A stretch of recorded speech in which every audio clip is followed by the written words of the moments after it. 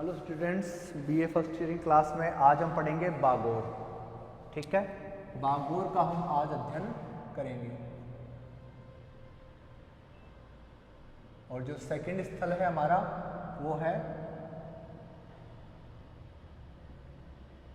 बैराट। ठीक है, ये दो पुरातात्विक स्थल और हैं जिनका अध्ययन करने के पश्चात हम अपने लगभग 2 चैप्टर कंप्लीट कर लेंगे, जिनमें से क्वेश्चन बनते हैं वो सारे के सारे हमारे कंप्लीट हो जाएंगे। एक तो बागोर है और एक बैराट है। दोनों के दोनों स्थल अपनी अलग अलग पहचान रखते हैं। पहले जो स्थल पढ़ाए थे, जैसे कालीबंगा पढ़ाया था, कालीबंगा जो स्थल है वो सिंधु घाटी सभ्यता का क्षेत्र था, सिंधु घाटी सभ्यता का केंद्र था। वहीं पर जैसे मैंने आपको पढ़ाया आगे की अगला जो चैप्टर था हमारा, जिसमें हमने डिस्कशन किया था कि आहड़ के बारे में, बालाथल के बारे में, गणेश्वर के बारे में। तो यह जो क्षेत्र थे, यह क्षेत्र किस तरह के थे? ये ताम्रपाषाण कालीन संस्कृति। ठीक है, वो 3 क्षेत्र ताम्रपाषाण कालीन संस्कृति के थे। कालीबंगा किस तरह का है? वो सिंधु घाटी सभ्यता का क्षेत्र है। और अब हम बात करें बागोर और बैराट की, तो बागोर जो स्थल मुख्यतः पाषाण काल के कारण जाना जाता है। पाषाण काल के कारण बागोर स्थल जाना जाता है। अब हम बात करते हैं बागोर के बारे में। ठीक है, बागोर क्या है? तो बागोर राजस्थान की एक पुरातात्विक स्थल है। कहां पर स्थित है? यह भीलवाड़ा में स्थित है। कहां स्थित है? भीलवाड़ा में स्थित है। अब यह भीलवाड़ा में कहां स्थित है? भीलवाड़ा में यह कोठारी नदी के तट पर स्थित है। कोठारी नदी, जो कोठारी नदी है उसके तट पर यह स्थित है। भीलवाड़ा में कोठारी नदी के तट पर यह स्थल स्थित है। अब इस स्थल की खोज किसने की? ठीक है, अगला क्वेश्चन उठता है कि आखिरकार इसकी खोज किसने की? इसकी खोज हुई है पहले तो 1967 टू 69 के बीच में। ठीक है, खोजकर्ता कौन है? खोजकर्ता कौन है? तो एक का नाम है वीरेंद्र नाथ, वीरेंद्र नाथ। दूसरे हैं एल एस लैश्विक, एल एस लैश्विक। दोनों के दोनों कौन है? ये आए हैं दक्कन कॉलेज की तरफ से। दक्कन कॉलेज कहां है? दक्कन कॉलेज पूना में है। कहां है दक्कन कॉलेज? पूना में स्थित है। वहां से वीरेंद्र नाथ को और एल एस लैश्विक को भेजा गया बागोर का उत्खनन करने के लिए, बागोर की खुदाई करने के लिए। इसी प्रकार बागोर का स्थल प्रकाश में आया था। ये आसपास घूमते रहे, तब इन्हें बागोर का स्थल दिखाई दिया और यहां पर उन्होंने खुदाई भी की। तो इस प्रकार बागोर कैसे मिला है? वीरेंद्र नाथ और एल एस लैश्विक को मिला जब वह आसपास के साइट्स को विजिट कर रहे थे, तब कोठारी नदी के पास में इन्हें ये स्थल प्राप्त हुआ है। अब हम बात करते हैं कि कोठारी नदी के पास में क्या मिला, किस तरीके से मिला। तो कोठारी जो नदी है उसके पास में ऊंचे टीले पर यह मिला है। ऊंचे टीले पर यह मिला है। एक पास में ऊंचा टीला था, वहां पर यह स्थल हमें मिला है। यह स्थल हमें वहां पर मिला। यह ऊंचा टीला लगभग कितने क्षेत्र में फैला हुआ है? लगभग 1 एकड़। ये जो बागोर जो हमें वो लगभग 1 एकड़ क्षेत्र में हमें प्राप्त हुआ है। 1 एकड़ क्षेत्र में बागोर की जो सभ्यता है वह विकसित थी। तो 1 एकड़ क्षेत्र का हम यहाँ पर हवाला देते हैं। अब हम बात करते हैं आखिरकार इसके जो टीला है वो कितनी खुदाई की गई। तो 10 मीटर गहराई तक खुदाई करके इस सभ्यता के बारे में अनुमान। ठीक है, 10 मीटर तक खुदाई हुई, 10 मीटर तक नीचे खोदा गया, तब जाके बागोर हमें स्पष्ट तौर पे दिखाई देने लग गया। बागोर हमें कब स्पष्ट तौर पे दिखाई देने लग गया? जब 10 मीटर की खुदाई हो चुकी थी 1 एकड़ क्षेत्र में। 10 मीटर की खुदाई 1 एकड़ क्षेत्र में होने के पश्चात बागोर की जो सभ्यता है वो प्रकाश में आती है। अब हम बात करते हैं कि 10 मीटर क्षेत्र में बागोर की इतनी खुदाई होने के बाद में ये प्रकाश में आई है। तो आखिरकार ये आगे क्या रहा? इसका आगे क्या है कि यह जब खुदाई की गई तो कुछ यानी एक तरह से है कि 10 एकड़ क्षेत्र में कोई यानी जेसीबी तो है नहीं जिससे आपने मिट्टी हटा दी, तो कुछ ना कुछ बांटा गया इनको, ठीक है। इतना बड़े भूमि क्षेत्र है तो उसको बांटा गया, कुछ कुछ पैराग्राफ्स में बांटा गया। कैसे बांटा गया? इनको बांटने के लिए अलग अलग तरह की पद्धति प्रयोग में ली गई। कैसे की गई कि इतने बड़े स्थल को एक साथ तो खोदा जा नहीं सकता, तो उन्होंने क्या है कि 20 इंटू 8 मीटर का घेरा बनाया, उसे खोदा। 20 इंटू 8 मीटर का घेरा बनाया, फिर उसे खोदा। फिर इसके बाद में 9 इंटू 4 मीटर, इस प्रकार के घेरे बना बनाकर उन्होंने खुदाई की है। 20 इंटू 4 मीटर और 9 इंटू 4 मीटर के इन्होंने घेरे बनाकर बागोर स्थल की खुदाई की थी। और इससे क्या हुआ, वह स्थल स्पष्ट तौर पे हमें दिखाई देना शुरू हो गया। तो 1 एकड़ में फैला हुआ यह क्षेत्र है। 10 मीटर गहरी खुदाई करके इसको प्रकाश में लाया गया। 20 इंटू 4 मीटर और 4 इंटू 9 मीटर, इस हिसाब से उन्होंने खुदाइयां की है। अब हम बात करते हैं यह किस प्रकार की सभ्यता है। तो यहां पर हमें ताम्र भी मिला है, तांबा भी मिला है, यहाँ पे हमें लोहा भी प्राप्त हुआ है और यहाँ पे हमें पाषाण काल के उपकरण भी प्राप्त हुए हैं। तो ये पाषाण काल की भी साइट है, ताम्र पाषाण काल की भी साइट है और लोह युगीन भी साइट है। तो इस प्रकार कह सकते हैं यहाँ पर यह तीनों तरह की चीजें हमें यहाँ पर दिखाई देती है। यह पाषाण उपकरण भी है और ताम्र पाषाण कालीन भी है और लोह युगीन भी है। अब बागोर की जो सभ्यता है उसके कितने चरण हैं, आखिरकार ये हमने बता दिए, इतने ऊंचे टीले पे हमें ये मिला है। अब बात करते हैं इसके चरण कितने। इसके चरण है 3। बागोर की जो हमें सभ्यता प्राप्त हुई है उसके हमें 3 चरण प्राप्त होते हैं। 3 चरण हमें वहां पर मिलते हैं, अर्थात हम कह सकते हैं 3 चरण कह सकते हैं, यहाँ पे 3 अवस्थाएं कह सकते हैं हम। 3 अवस्थाएं हमें यहाँ पर दिखाई दी है। अब हम बात करते हैं इसकी तिथि की। चरण हो गए, अब हम बात करते हैं इसकी तिथि की। अब इसकी तिथि कितनी बताई गई है? इसकी तिथि बताई गई 3000 ईसा पूर्व पुरानी है। 3000 ईसा पूर्व यह पुरानी है। आगे कहां तक मिला है? यह ईसवी शताब्दी तक का मिला है, यानी प्रथम शताब्दी ईसवी तक का हमें यहाँ पर साक्ष्य मिला है। 3000 से लेकर प्रथम शताब्दी ईसवी तक का हमें यहाँ पे साक्ष्य प्राप्त हुआ है, ठीक है। यहाँ पर हमें 3 प्रकार की अवस्थाएं दिखाई देती हैं, 3 चरण यहाँ पर हैं बागोर के। अब हम बात करते हैं इसके आगे कि आखिरकार बागोर क्या है और किस प्रकार यह विकसित हुआ था। तो बागोर की हम बात कर चुके हैं, ताम्रपाषाण कालीन स्थल भी है, यह लोह युगीन स्थल भी है, यह एक कह सकते हो इसे कि पाषाणकालीन स्थल है, पाषाण सभ्यता का ताम्रपाषाण कालीन स्थल है, लोह युगीन स्थल है। अब हम आगे बात करते हैं आखिरकार इस प्रकार की यहाँ पर इतनी वैरायटी होने के बाद में बागोर का किस प्रकार विकास हुआ। तो हम इसके 3 चरणों की बात कर लेते हैं। पहले 3 चरण कौन कौन से हैं, ठीक है। तो आखिरकार जो इनके 3 चरण है वह कौन कौन से हैं। तो पहले मिले हैं जो 3000 से 2000 ईसा पूर्व का, 3000 से 2000 ईसा पूर्व का। दूसरा है 2000 ईसा पूर्व से 500 ईसा पूर्व का, और इसके बाद में है 500 ईसा पूर्व से ईसवी सन तक। यह 3 चरण हमें दिखाई देते हैं। 3000 से 2000 ईसा पूर्व, 2000 से 500 ईसा पूर्व और 500 से ईसवी सन तक का हमें दिखाई देता है। अब हम बात करते हैं आखिरकार यह क्या है। 3000 से 2000 काल का हमें मिला पाषाण काल के हमें साक्ष्य प्राप्त होते हैं, मानव के आदिम अवस्था के हमें साक्ष्य प्राप्त होते हैं, ठीक है। इसमें हमें मनुष्य क्या है, घुमक्कड़ है। इस समय पाषाण काल का जो मनुष्य है वो क्या है, घुमक्कड़ है, फिरता रहता है। क्या करता है ये, घुमक्कड़ है, घुमक्कड़ जीवन जी रहा है। 3000 से 2000 ईसा पूर्व तक का समय है। अब ये करता क्या है आगे साथ में, आखेट करता है, यानी शिकार करता है, पशुपालन यह करता है। स्थायी तौर पर इसने कोई निवास नहीं किया, घुमक्कड़ जीवन जी रहा था, स्थायी निवास नहीं मिलता हमें इस समय का, और यह शिकार करता था, आखेट करता था, संग्रहण करता था। संग्रहण, संग्रहण होता है कुछ फल फूल बीज हुए उनको संग्रह कर लेता था, और फिर इसके अतिरिक्त ये खेती नहीं करता था, कृषि नहीं करता था, और पशुपालन यह करता था। पशुपालन के साक्ष्य हमें यहां से प्राप्त हुए।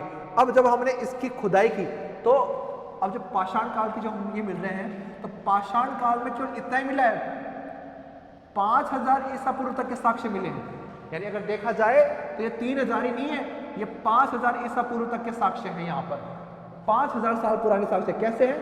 पाषाण काल के होने के कारण है। पाषाण काल के होने के कारण यहाँ पर 5000 साल पुराने साक्ष्य हमें प्राप्त होते हैं। अब हमें यहाँ पर क्या मिला है? जो ये स्तर है, यानी जो ये पहला चरण है, या हम कहें ये पहला जो स्तर है, इस स्तर में हमें प्राप्त हुई है जंगली और पालतू जानवर की हड्डियां मिली हैं। जंगली और पालतू जानवर की हड्डियां मिली हैं। हमें मिट्टी के बर्तन यहाँ पर नहीं मिले हैं। इस समय मिट्टी के बर्तन नहीं है। मिट्टी के बर्तन किस लिए? खाना बनाने के लिए। जब पाषाण काल का मानव है तो वो तो जो चीज होती थी वो तुरंत रॉ मटेरियल के तौर पर खा लेता था, मांस को पकाता भी नहीं था सही ढंग से, तो उससे बर्तन उस समय थे नहीं। तो इस समय हमें केवल जंगली जानवरों की हड्डियां मिलती है, पाषाण के उपकरण प्राप्त होते हैं। यहाँ पे हमें पाषाण उपकरण प्राप्त हो रहे हैं, ठीक है, पाषाण उपकरण प्राप्त हो रहे हैं। और इस समय मनुष्य क्या है? घुमक्कड़ था, और जंगली जानवर और पालतू जानवर हमें उनकी हड्डियां यहाँ से मिली हैं। अब हम आगे की बात करते हैं, आखिरकार इसके बाद में क्या हुआ 2500 तक का। अब ये जो स्तर है इसमें हमें क्या मिला है?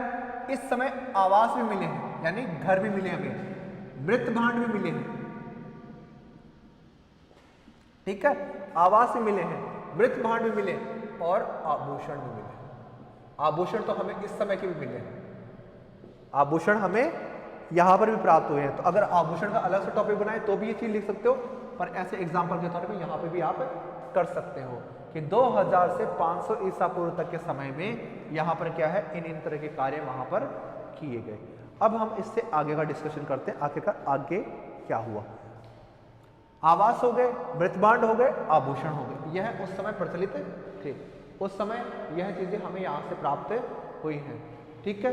अब यह 3000 से 500 ईसा पूर्व तक का बाद का समय है, ठीक है। 2000 से 500 ईसा पूर्व तक समय हो गया, 2000 से 3000 वाला पहले हो चुका है, यहां पर हमें मिल गया। अब यहां पर क्या मिला? 500 ईसा पूर्व से, तो यहां पर भी हमें आवास मिला है, मृतभांड मिले, सिक्के मिले, ठीक है। तो इस प्रकार के हमें यहां पर साक्ष्य प्राप्त हुए हैं। तो यह 3 चरण या 3 स्तर हमें इस प्रकार से प्राप्त हुए हैं। अब हम बात करते हैं कि आखिरकार यहां पर लोग किस प्रकार से काम करते थे। तो अब हम 3 स्तरों के बंटवारे कर चुके हैं। 3 स्तर कौन कौन से थे? 3 चरण कौन कौन से थे? सनों का विभाजन हो चुका है। अब हम टॉपिक बनाते हैं। टॉपिक किन की चीजों को बनाते हैं? पहले बनाते हैं आवास का, यानी कैसे ये रहते थे। आवास के बाद में हम बात करते हैं मृत भांड की, ठीक है। मृत भांड के बाद में हम बात करते हैं आभूषण की, ठीक है। आभूषण के बाद में हम बात करते हैं शवाधान की, ठीक है।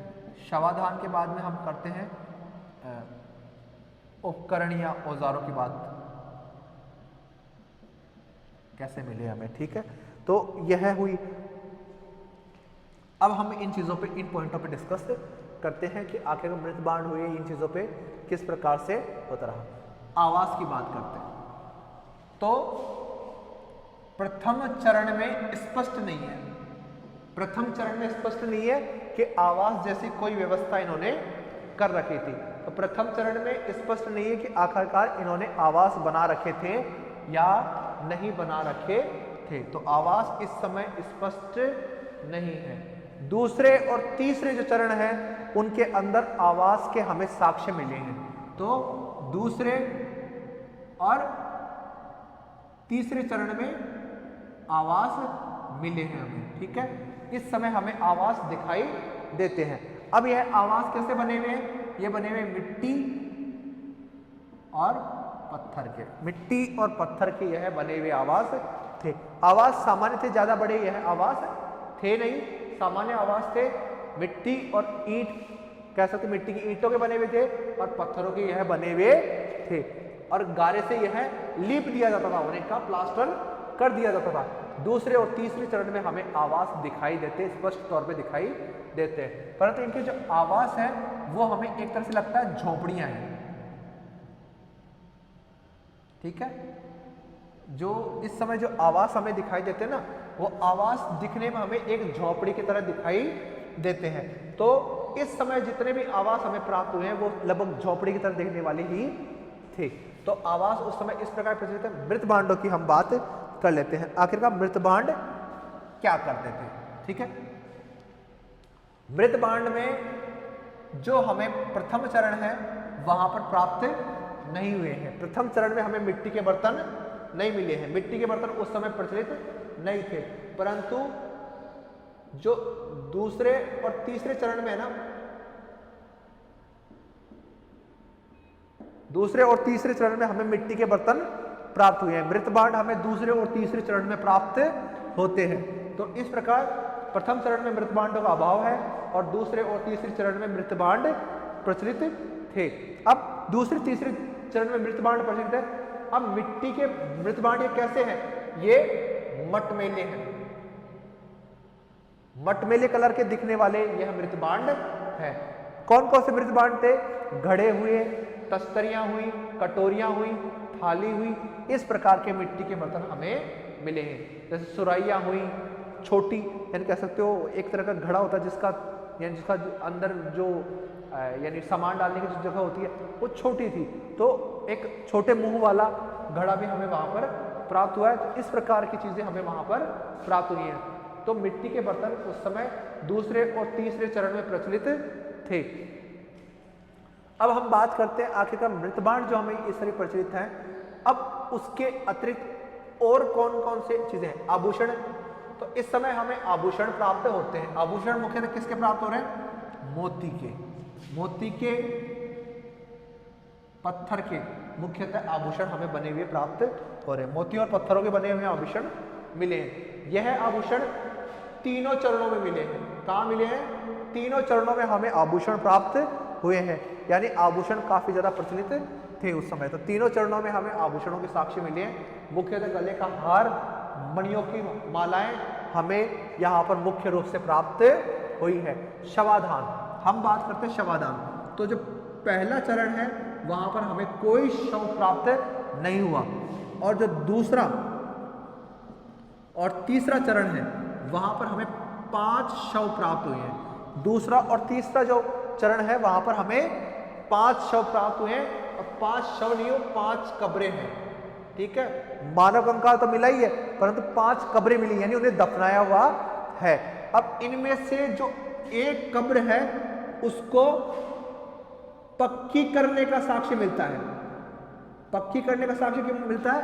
क्योंकि उसके पास में ईंटों की चिनाई की हुई है। एक तरफ ईंट की दीवार बनी हुई है, उस यानी कह सकते हो जहां पे एक व्यक्ति को दफनाया गया है उसके बगल में ही ईंट की दीवार बनी हुई है। तो ऐसा अनुमान लगता है कि आखिरकार उस समय जो यानी शव है उसको सुरक्षित रखने के लिए, उसको स्थायी रखने के लिए आखिरकार वो लोग इस शव को पक्का यानी कह सकते हो कब्र को पक्का करना चाहते थे। अब जब शव दफना दिए, 5 शव दफनाए गए, तो इनके साथ में मांस दफनाया गया, यानी मांस उस समय दफनाया गया खाने के लिए। मिट्टी के बर्तन दफनाए गए, इनके जो आभूषण थे वह दफनाए गए। तो मांस, आभूषण और मिट्टी के बर्तन इनके साथ में दफनाए जाते थे। ठीक है, तो शव के साथ में यह चीजें दफनाने की प्रक्रिया भी थी। अब उपकरण और औजारों की बात कर लें, तो उपकरण और औजार हमें मिले तांबे के और लोहे के, परंतु इनमें सबसे फेमस है पाषाण उपकरण।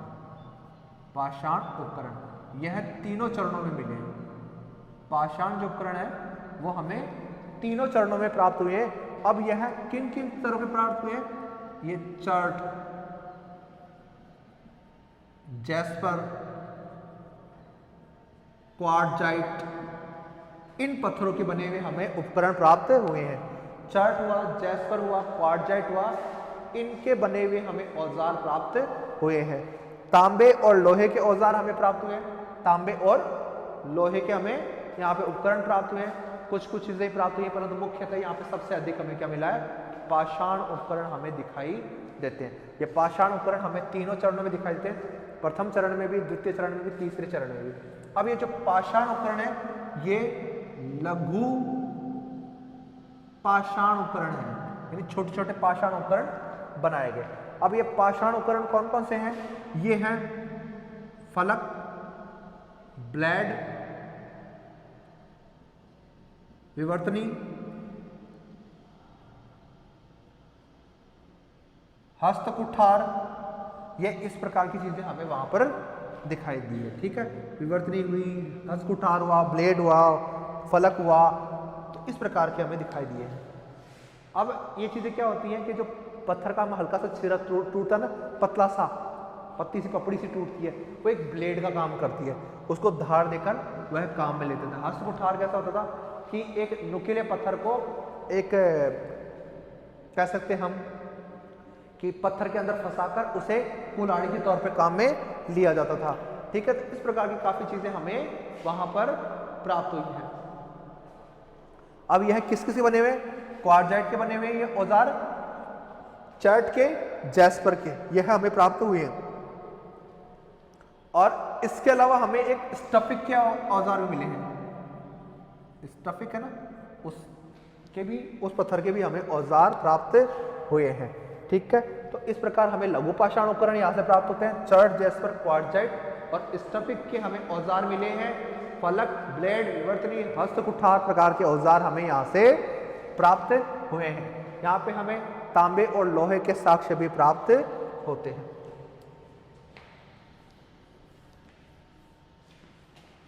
अब हम आगे बात करते हैं इनके पशुपालन और आखेट पर। पशुपालन और आखेट पर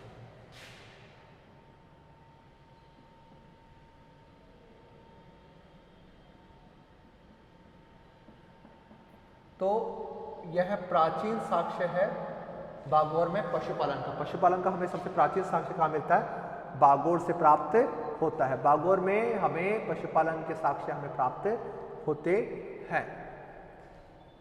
अब जो हमें ये पशुपालन के साक्ष्य में प्राप्त हो रहे हैं, तो उसमें मुख्यतः गाय, बैल, भेड़, बकरी इत्यादि पशु हमें प्राप्त होते हैं, परंतु यह आखेट का कार्य भी करते थे। तीनों चरणों में आखेट के साक्ष्य मिले, तीनों चरणों में हमें, यानी कह सकते हो कि उनके यानी शिकार करने के साक्ष्य हमें मिले हैं। प्रथम चरण में तो आदि मानव काल था, पाषाण काल था, तो उस समय आखेट मतलब शिकार करना और वस्तुओं का संग्रह करना एक प्रमुख कार्य था, तो उस समय तो प्रचलित था ही, परंतु द्वितीय और तृतीय चरण में भी हमें आखेट प्रचलित दिखाई देते हैं। आखेट का होना हमें क्यों पता चलता है, क्योंकि हमें यहाँ से जो प्रथम चरण है, जो प्रथम चरण है उनसे हमें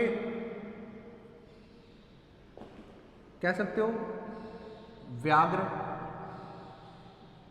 चीतल हुआ, गाय, बैल, हाथी, इस प्रकार की हड्डियां हमें प्राप्त हुई हैं। ठीक है, और दूसरे चरण में हम बात करते हैं तो गाय, भेड़, बकरी, हिरण, इनके कछुआ, मछली, इस प्रकार के हमें वहां पर साक्ष्य प्राप्त हुए हैं। तो इस प्रकार हम कह सकते हैं कि मुख्य रूप से जैसे सुअर हुआ, ये पालतू पशु हैं, एक तरह से सुअर हुआ, गाय हुआ, बैल हुआ, भेड़ हुआ, बकरी हुआ, कछुआ हुआ, मछली हुआ और मुर्गा हुआ, हिरण हुआ, इन चीज़ों का शिकार वो मुख्य रूप से किया करते थे और भोजन के तौर पे वह शाकाहार मांसाहार दोनों प्रकार का भोजन करते थे। ठीक है, तो इस प्रकार से हमारा बागोर का जो खाना पीना है वो भी कंप्लीट हो गया है। बागोर में हमने आवास पढ़ लिया, खोज पढ़ ली, तिथि पढ़ ली, चरण पढ़ लिए, मृतबाण पढ़ लिए, फिर हमने आखेट पशुपालन भी पढ़ लिया, फिर इसके अतिरिक्त हमने इसके अलावा जो हमने चर्चा की वो उसकी कह सकते हो उपकरणों के औजारों के ऊपर चर्चा कर लिए। तो मुख्यतः जो बागोर से जुड़े हुए जितने भी साक्ष्य हैं वो हमने कंप्लीट कर लिए हैं। शवाधान भी हमने यहाँ पर पढ़ लिया है। अब हम जो आगे पढ़ेंगे, जो आगे हमारा जो टॉपिक है इसी बुक का, वो है अगला बैराट। अगला जो स्थल है वो है बैराट। ठीक है, बैराट स्थल की हम यहाँ पर चर्चा करेंगे। आखिर बैराट कौन है, कहाँ पर है, कैसे खोज हुई, उसकी चर्चा हम यहाँ पर करेंगे। ठीक है, तो बैराट जो स्थल है, यानी जो बैराट का जो स्थल हमें है वो कहाँ से प्राप्त हुआ। पहली बात तो यही होती है कि आखिरकार यह स्थल हमें कहाँ से प्राप्त हुआ है। तो यह जो स्थल है वो हमें प्राप्त हुआ है विराटनगर से।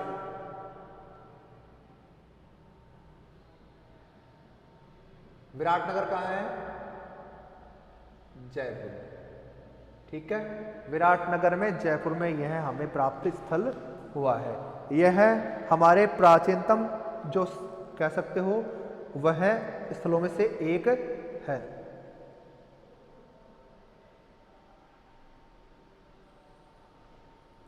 प्राचीनतम स्थलों में से यह हमारा एक स्थल है। अब हम बात करते हैं प्राचीनतम स्थलों में से हमारा एक स्थल है, परंतु ये प्राचीनतम स्थलों में से एक कैसे हुआ। बैराट की जो ज्यादातर पहचान है वो भ्राभु शिलालेख और अशोक के कारण ज्यादा मानी जाती है, परंतु जब बैराट की पूरी रूप से खुदाई हुई तो उस खुदाई में हमें क्या है कि बहुत सी जानकारी हमें प्राप्त हुई। यह जो बैराट है वह पाषाण काल से लेकर मुगल काल तक के साक्ष्य मिलते हैं। पाषाण काल से लेकर मुगल काल तक के साक्ष्य हमें यहां से प्राप्त हो रहे हैं। तो जो यह जो क्षेत्र है वह हमें पाषाण काल से लेकर मुगल काल तक की जानकारी प्रदान करता है। ठीक है, बैराट इतना फेमस क्षेत्र हमारा है। अब हम आगे बात करते हैं इसके अलावा।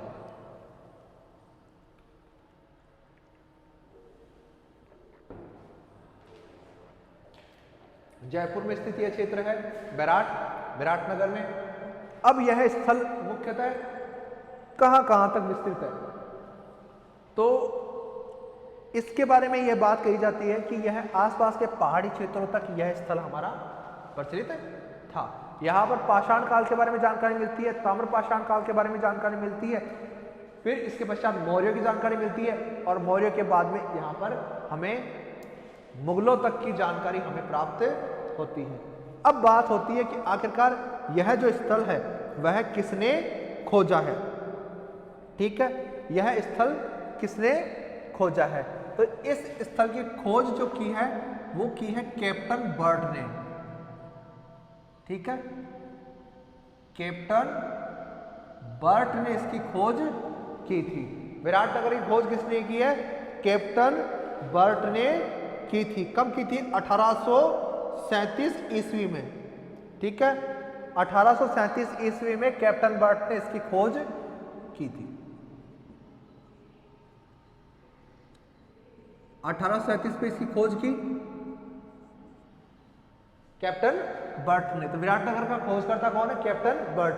और इसने मुख्यतः खोज कैसे की थी, किसे भ्राभु का शिलालेख, जो अशोक का शिलालेख था वह प्राप्त हुआ था, और इसी कारण इसको इसका खोजकर्ता माना जाता है। कैप्टन बर्ट ने भ्राभु का शिलालेख खोजा था और विराटनगर की खोज की थी। तो कैप्टन बर्ट ने 1837 में इस स्थल को खोजा था। अब कैप्टन बर्ट के बाद में इसकी जो खुदाई कह सकते हो या इसके बारे में उत्खनन किसने आगे रखा, कनिंघम ने। कनिंघम थे, उन्होंने इसकी खुदाई आगे रखी।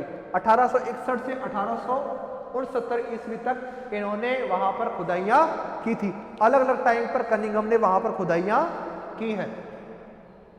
कनिंघम के बाद में इन्होंने 1910 ईस्वी में, ठीक है, कनिंघम के बाद में 1910 ईस्वी में दयाराम साहनी, जिन्होंने हड़प्पा माउंट सभ्यता की खोज के लिए उत्तरदायी माना जाता है, उन्हीं दयाराम साहनी ने 1910 में खुदाई की थी बैराट की। तो कनिंघम के बाद में जो दूसरे प्रमुख व्यक्ति जिन्होंने खुदाई की है वो कौन है, दयाराम साहनी। दयाराम साहनी ने इस स्थल की खुदाई की थी। दयाराम साहनी के पश्चात हम देखें तो इसकी खुदाई किसने की है, इसके बाद में डॉक्टर भंडारकर ने, डॉक्टर भंडारकर ने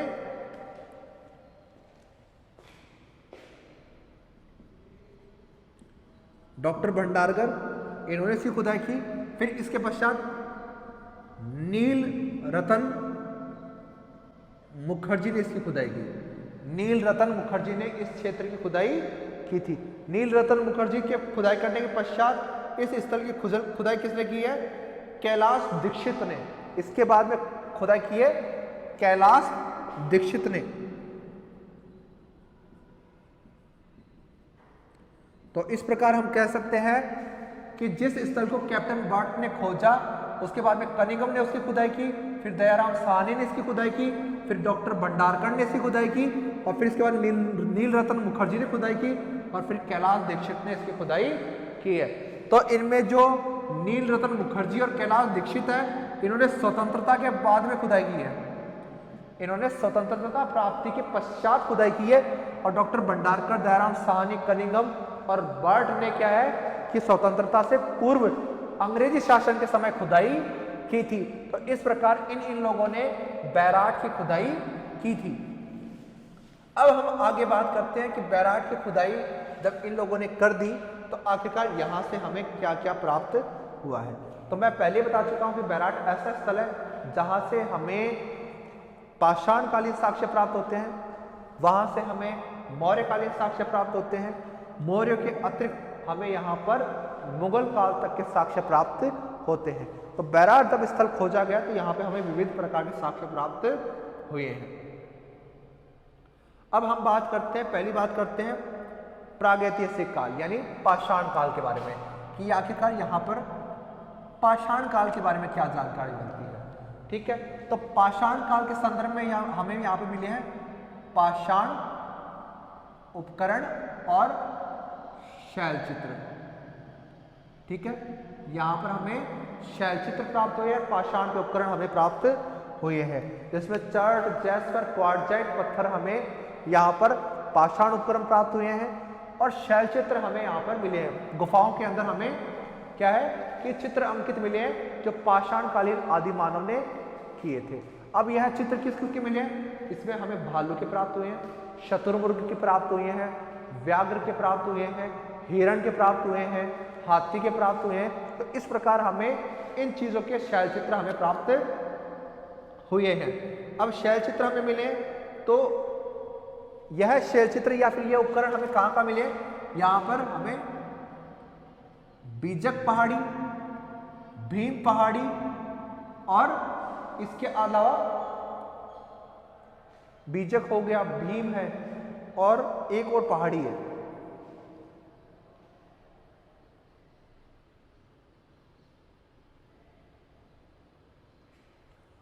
हाँ, गणेश,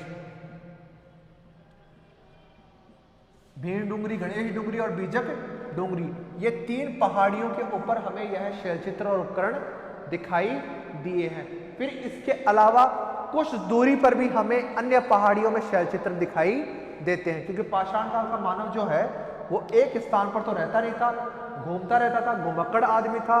तो इस अवस्था में मनुष्य एक स्थान पर स्थायी नहीं है, घुमक्कड़ है, घुमक्कड़ अवस्था में है।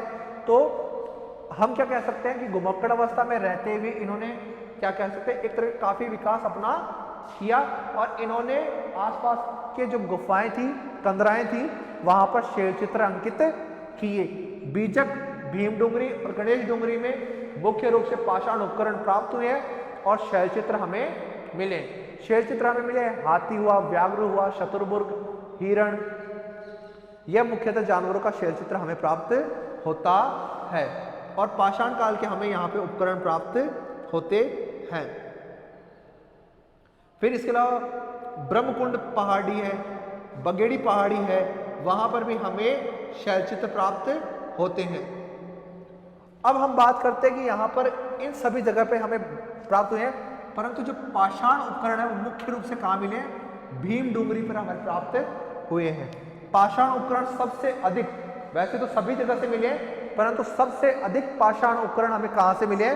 भीम डूंगरी से हमें प्राप्त हुए हैं। अब हम बात करते हैं कि पाषाण काल की बात हो चुकी है, पाषाण उपकरण कौन कौन से हैं? चर्ट, जैस्पर, क्वार्टजाइट, इन पत्थरों के बने हुए हैं, जिसमें बर्ड, फलक, विवर्तनी, हस्त कुठार, इस तरह के हमें उपकरण यहाँ से प्राप्त हुए हैं। बीजक पहाड़ी, भीम डूंगरी, गणेश डूंगरी पे हमें इस तरह औजार और शैल चित्र हमें प्राप्त हुए हैं। ठीक है, पाषाण कालीन हम अध्ययन कर चुके हैं बैराट के बारे में। अब इसके बाद में बैराट का उल्लेख वापस कब आता है? अब आता है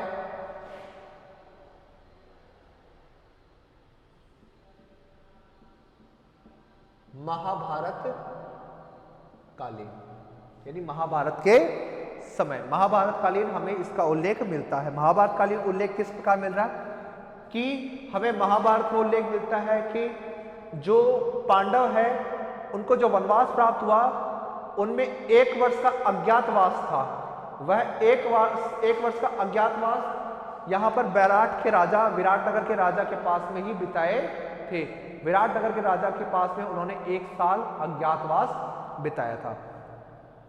फिर अर्जुन का जो पुत्र था अभिमन्यु, उसकी शादी विराटनगर के राजा की पुत्री उत्तरा से हुआ था। उत्तरा विराटनगर के राजा की पुत्री थी और यहां पर उत्तरा का विवाह किससे होता है? अभिमन्यु के साथ में हो जाता है। यह बात सिद्ध हो गई, उत्तरा का विवाह अभिमन्यु के साथ में हो रहा है। पांडवों ने अज्ञातवास बैराट में बिताया है। अब इसके हमें साक्ष्य क्या मिलते हैं? तो हमें भीमताल या भीमकुंड के साक्ष्य मिल रहे हैं, जहां पर यह दंत कथा प्रचलित है कि जब द्रौपदी को प्यास लगी थी तो अपने पैर की लात मारकर उसने, भीम ने वहां पर एक पानी का सोता उत्पन्न कर दिया।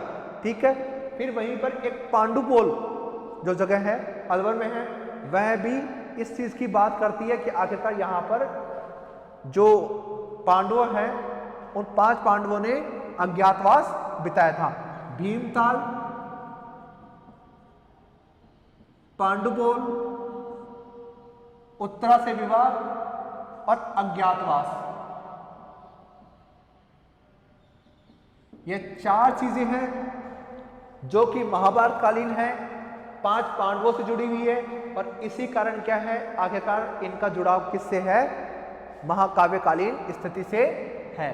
तो बैराट का क्या है? महाभारत कालीन यानी महाकाव्यकालीन स्थिति थी और उस समय भी इसका काफी महत्वपूर्ण स्थान था। पाषाण काल जो क्रम मिले, यानी पाषाण काल के टाइम भी उपयोगी है, महाभारत काल में मिले हैं, तो ये महाकाव्यकालीन समय में भी बहुत उपयोगी क्षेत्र था। अब हम बात करते हैं अगला कि यहां पर मौर्यकालीन क्या मिला है। मौर्यकालीन क्या मिला है? अब मैं आपको एक बार मौर्यकालीन से पहले यहां पर एक चीज और बताता हूं, एक घटना और बताता हूं। कीचक नाम का एक सेनापति था। कीचक नाम का एक सेनापति था, मत्स्य या विराटनगर के राजा का। विराटनगर के राजा का वो एक तरह से साला लगता था कीचक। तो उसने द्रौपदी पे बुरी नजर डाली थी, तो भीम ने उसकी हत्या कर दी थी कीचक की। तो इस कथा का वर्णन भी बैराट से जुड़ा हुआ है, तो वो चीज भी हम यहाँ पर जोड़ सकते हैं। यह कथाएं बैराट के अंदर लिखी जाती है। बैराट के अंदर अगर हम ये चीजें लिखेंगे तो कोई अतिशयोक्ति नहीं होगी। फिर बात करते हैं मौर्यकालीन। तो यहां पर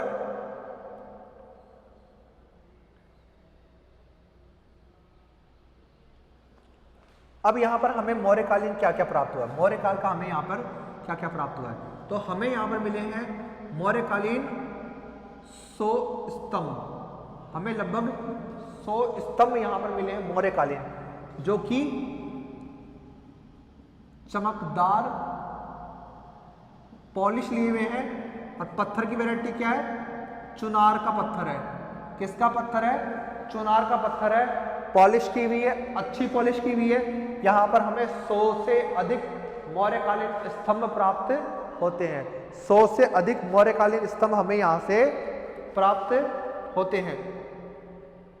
फिर यहां पर हमें मौर्यकालीन स्तंभों के साथ साथ में यहां पर क्या प्राप्त होते हैं? यह स्तंभ हमें कौन से क्षेत्र में प्राप्त हुए? यह जो स्तंभ है वो हमें मिले बीजक पहाड़ी पर। बीजक पहाड़ी पर, ठीक है। बीजक पहाड़ी पर हमें 100 स्तंभ मिले। उनमें से लगभग 23-24 स्तंभ जले हुए मिले, यानी उन्हें जलने के साक्ष्य हमें प्राप्त हुए। इन 100 स्तंभों में से 23-24 जो स्तंभ हैं वो जले हुए हैं। उनको जलाया हुआ है। फिर इसके अतिरिक्त बात करते हैं कि यहां पर जो कह सकते हो कि यहां पर हमें ये चीजें मिल रही हैं, स्तंभ प्राप्त हुए हैं, तो ये स्तंभ किस जगह से प्राप्त हुए हैं, क्यों यहां से प्राप्त हुए हैं? क्योंकि यहां पर मौर्य काल में अशोक ने चैत्य बनाया था। चैत्य क्या होता है? जहां पर आप एक मंदिर यानी ईश्वर की आराधना यानी बुद्ध की आराधना भी हो जाती है और वहां पर शिक्षा भी दे सकते हैं। तो एक तरह से कह सकते हैं गुरुकुल टाइप का होता है, परंतु उसमें पूजा भी कर सकते हैं। तो यहाँ पर चैत्य के अवशेष हमें मिले और चैत्य किस प्रकार के हैं? हीनयान, यानी बौद्धों में हीनयान के चैत्य हमें यहाँ से प्राप्त हुए हैं और यह चैत्य हमें बहुत अच्छे प्रकार के प्राप्त हुए हैं। अब यहाँ पर हमें एक ना गोल चैत्य प्राप्त हुआ है, गोल हमें यहाँ पर चैत्य प्राप्त हुआ है जिसमें चारों ओर स्तंभ लगे हुए हैं। चारों ओर यहाँ पर क्या लगे? स्तंभ लगे हुए हैं। और जो मैंने बताया कि यहाँ पे 23 से 24 स्तंभ जले हुए हैं वो इसी चैत्य के हैं। ठीक है, इसी चैत्य के वो 23 से 24 स्तंभ जले हुए हमें प्राप्त हुए हैं। यहाँ पर एक गोल प्रकार का चैत्य हमें प्राप्त हुआ है। ठीक है, यह अशोककालीन चैत्य है, हीनयान संप्रदाय का है। अब यह चैत्य कब खोजा गया? यह जो चैत्य है वो 1909 ईस्वी में खोजा गया। 1909 ईस्वी में यह खोजा गया। कब खोजा गया? जब डॉक्टर भंडारकर और जब दयाराम साहनी ने इधर खुदाई की थी उस समय यह खोजा गया था।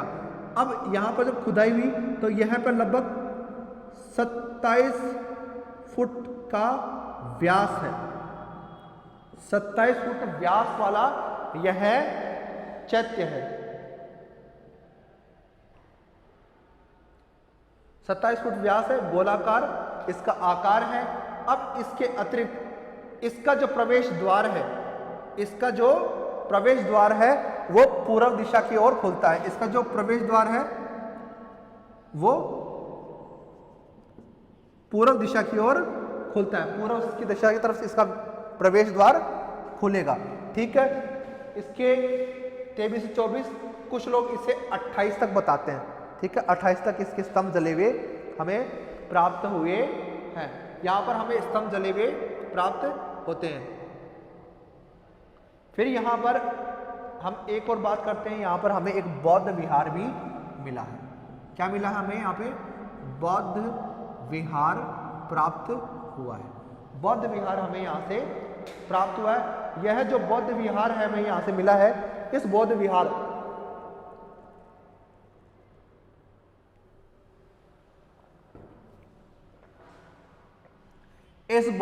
में हमें 3-4 कमरे लगातार बने मिले। 3-4 कमरे इधर बने मिल गए, 3-4 कमरे इधर भी मिल गए, ऐसे इस प्रकार 3-3, 4-4 कमरे हमें यहाँ पे प्राप्त हुए। तो इस प्रकार हमें यहाँ पर बौद्ध विहार भी प्राप्त हुआ है, यानी बौद्धों का यह एक केंद्र बना हुआ था। तो यहाँ पर हमें बौद्ध विहार के साक्ष्य हमें प्राप्त होते हैं। अब यहाँ पर यानी एक तरह से कह सकते हो कि यहाँ पर 4-5, परंतु मुख्यतः यहाँ पर हमें जो कमरे मुख्य रूप से पूरे मिले हैं, यानी पूरे बने हुए कमरे कितने मिले? 3-4 बना दिए, परंतु मुख्यतः 5 या 6 कमरे हमें यहाँ पर पूरे प्राप्त हुए हैं। बौद्ध विहार के तौर पर यहाँ पे हमें कमरे कितने प्राप्त हुए हैं? 5 या 6, 5-6 कमरे हमें यहाँ पर बने हुए प्राप्त हुए हैं। तो यहाँ पर बौद्ध विहार प्रचलित था और यहाँ पर एक चैत्य भी बना हुआ था। यहाँ पर 100 से अधिक मौर्यकालीन स्तंभ प्राप्त हुए। तो मौर्यकालीन यह प्रमुख केंद्र रहा। तो इसकी बात भी हम यहाँ पर कर चुके हैं कि आखिरकार यह मौर्यकालीन स्तंभ रहा है। अब हम इसके आगे की बात करते हैं, जहां पर इसका अंत कैसे हुआ। आखिरकार यह मौर्यकालीन है, यहां पर हमें विहार प्राप्त हुआ है, यहां पर हमें चैत्य प्राप्त हुआ है, परंतु हमें इसके अंत के साक्ष्य मिलते हैं, क्योंकि जले हुए के साक्ष्य मिल रहे हैं। तो एक कथा प्रचलित है, एक कथा इस प्रकार से प्रचलित है कि जो जैसे ही मौर्यकाल कंप्लीट हुआ, मौर्यकाल कंप्लीट होने के पश्चात एक ऐसी स्थिति आई कि भारत पर इंडो ग्रीक शासकों का आगमन हुआ। पहले तो वो यूनानी देवताओं को मानते थे, परंतु बाद में इनका झुकाव किसके ऊपर हो गया? हिंदू धर्म के ऊपर हो गया। बाद में इनका झुकाव किसके ऊपर हो गया? हिंदू धर्म के ऊपर हो गया। तो इनका जो कह सकते हो इनका लगाव किसकी ओर नहीं था? यह शत्रु किसके थे? बौद्ध धर्म के। ठीक है, इंडो ग्रीक शासकों के टाइम हिंदू धर्म को इन्होंने अपना लिया, परंतु बौद्ध धर्म को इन्होंने नहीं अपनाया। इससे पहले बौद्ध धर्म काफी सुरक्षित था, परंतु जब विदेशी यहां पर आ गए तो उन्होंने क्या हिंदू धर्म को तो अपनाया, परंतु बौद्ध धर्म को इन्होंने तिरस्कार किया। अब इनमें एक व्यक्ति है मिहिर कुल, जिसे मिनांडर कहते हैं, जिसे हम मिनांडर भी कह सकते हैं। मिहिर कुल या मिनांडर था, उसने क्या किया कि बैराट पे आक्रमण किया। पहले तो पंजाब के आसपास के क्षेत्र में ये निवास कर रहे थे, इन्होंने क्या किया? बैराट पे आक्रमण किया और बैराट पे आक्रमण करके यहाँ के विहार और चैत्यों को नष्ट कर दिया और यहाँ के बौद्ध भिक्षुओं को उन्होंने सबकी हत्याएं कर दी। बौद्ध जो ये था विहार का चैत्य था, इन्हें जला दिया गया, नष्ट कर दिया गया, प्लस यहाँ पर जो बौद्ध साहित्य थे उन्हें भी जला दिया गया। इस चीज का वर्णन केवल ये पुरातात्विक साक्ष्य नहीं कर रहे, बौद्ध ग्रंथ भी इस चीज का उल्लेख करते हैं कि आखिरकार मिहिर कुल ने किस प्रकार बौद्ध धर्म का नाश किया। ठीक है, तो इस चीज का हमें साहित्यिक उल्लेख भी मिलता है कि मिहिर कुल ने यहाँ पर आक्रमण किया था। पुरातात्विक साक्ष्य भी हमें यहाँ पर मिलता है कि इन लोगों ने यहाँ पर आक्रमण करके यहाँ पर सभ्यता का अंत कर दिया। यहाँ पर जो बौद्ध लोग निवास कर रहे थे उनका अंत इन्होंने कर दिया। इस प्रकार मौर्य काल में इस क्षेत्र का अंत हो चुका था। बाद में यह जाकर मुगल काल में पुनः प्रकाश में आई। मुगल काल में इसका एक अलग रूप होता है, परंतु मौर्य काल में यहाँ पर बौद्ध धर्म का एक केंद्र बन के रहा। यहाँ पर बौद्ध धर्म का काफी ज्यादा योगदान रहा। बौद्ध धर्म के पश्चात यहाँ पर कह सकते हैं कि कुछ हिंदू मंदिर भी बने थे। यहाँ पर हमें हिंदू मंदिर भी प्राप्त होते हैं। मिहिर कुल ने यहाँ पर आक्रमण करके इसको नष्ट किया था। अब हम बात करते हैं कि यहाँ पर एक चीज और प्राप्त हुई है। जयपुर के राजा थे राम सिंह, उन्होंने यहाँ पर बुद्ध के अवशेषों की स्वर्ण मंजूषा प्राप्त की थी। बुद्ध के अवशेषों की स्वर्ण मंजूषा, मंजूषा छोटी सी डब्बी होती है, सोने की बनी हुई एक मंजूषा यानी डिब्बी प्राप्त हुई है, जिसमें बुद्ध के अवशेष शायद सुरक्षित हो।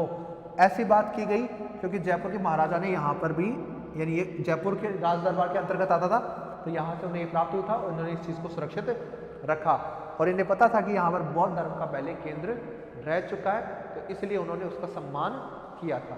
तो यहाँ से स्वर्ण मंजूषा भी हमें प्राप्त हुई है। अब हम बात करते हैं कि यहाँ पर यानी मुगल कालीन क्या है, मुगल काल का यहाँ पे क्या बोला। तो मुगल काल की हम बात करते हैं, यहाँ पर 3 काल की हम चर्चा कर रहे हैं। महाभारत कालीन हो गए, पाषाण कालीन हो गए, मौर्य कालीन हो गए, मुगल कालीन। तो मुगल कालीन अकबर से शाहजहां तक ये प्रमुख केंद्र रहा। यहाँ पर अकबर ने टकसाल खोली थी। टकसाल क्या होती है? जहां पर सिक्के बनाए जाते हैं। तो अकबर ने यहाँ पर एक टकसाल खोली थी बैराट में और आगे तक यह शाहजहां के समय तक यहाँ पर टकसाल बनी रही। तो हमें यहाँ पर मुगल कालीन चांदी के सिक्के मुख्य रूप से प्राप्त होते हैं। ठीक है, तो मुगल काल में भी यह एक प्रमुख केंद्र रहा जहाँ पर टकसाल स्थापित हुई और दिल्ली से नीचे गुजरात तक जाने के लिए यह मार्ग प्रयोग में लिया जाता था। ठीक है, तो एक व्यापारिक मार्ग में होने के कारण बैराट का काफी अधिक महत्व है। अब हम बात करते हैं यहाँ पर सिक्के किसके मिले। ठीक है, तो यहाँ पर सिक्के हमें किन किन लोगों को प्राप्त हुए। मुगलों की तो हम बात कर चुके हैं, यहाँ पे टकसाल थी। फिर इसके अतिरिक्त हमें अन्य किसके सिक्के प्राप्त हुए हैं। ठीक है, तो यहां पर हमें पंचमार्क सिक्के मिले हैं। ठीक है, इंडो ग्रीक सिक्के मिले हमें,